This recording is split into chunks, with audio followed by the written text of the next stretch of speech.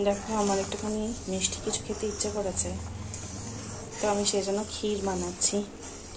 So দুধটাকে জাল দিয়েছি অনেক ঘন করে, আর মাওয়া ক্ষীর কিছুটা ঘরে ছিল, তো সেইটাই দুধে দিয়ে দিয়েছি। এবার এটাকে ভালো করে মিক্সিং করব, আর দুধটা কিন্তু একদম জমে যাবে। কেমন দেখতে হচ্ছে আমি দেখাচ্ছি। সো দেখো মাওয়াটা পুরো গলে গেছে, আমি কিন্তু তৈরি করে নিয়েছি ক্ষীর। দেখো এটা আরও থিকেন করব, দারুণ টেস্ট হয়েছে। তারপরে ড্রাই ফ্রুটস দেবো, দেখো থিকনেসটা।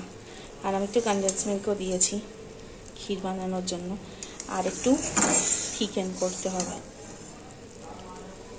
মিক্সিংটা আর একটু ভালো করে করতে হবে, হয়তো কিছু না কিছু আমি এক্সপেরিমেন্ট করি। আর মিষ্টি আইটেম খেতে আমার প্রচণ্ড ভালো লাগে।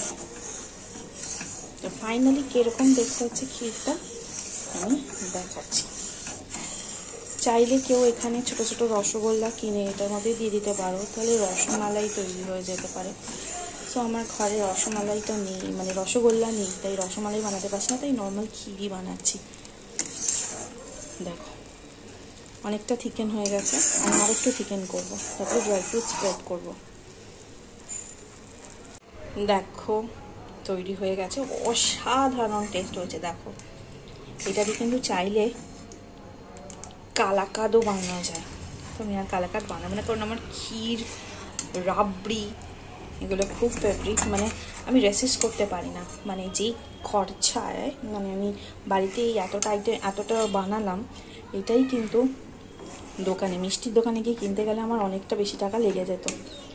তো দুধ আর একটু মাওয়া কিনে আনলেই, তার সাথে চিনি আর এলাচ গুঁড়ো দিয়ে দিলেই কিন্তু তৈরি হয়ে যাবে ক্ষীর। আর এবার আমি এটা একটা বোলে ঢেলে নেব, তারপর আমি ড্রাই ফ্রুটস দিয়ে সার্ভ করব।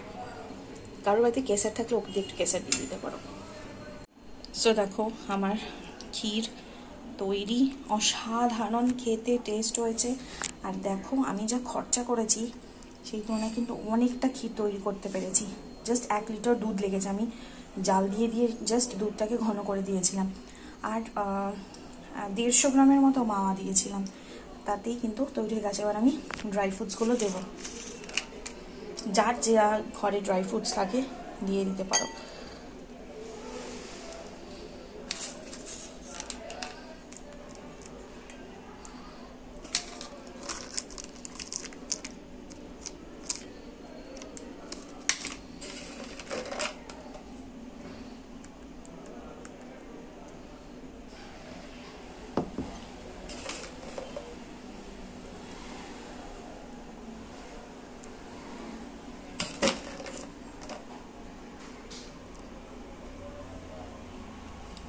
সো দেখো আমার গার্নিশিং রেডি। এবার জাস্ট একটু আমি ঠান্ডা করে ফ্রিজে তুলে রেখে তারপর খাবো। ঠান্ডা ঠান্ডা রাবড়ি, গরম গরম জিলিপি দিয়ে, রাবড়ি হোক বা ক্ষীরই হোক, যদি গরম জিলিপি দিয়ে খাওয়া যায় তাহলে কিন্তু হেভি টেস্ট হয়।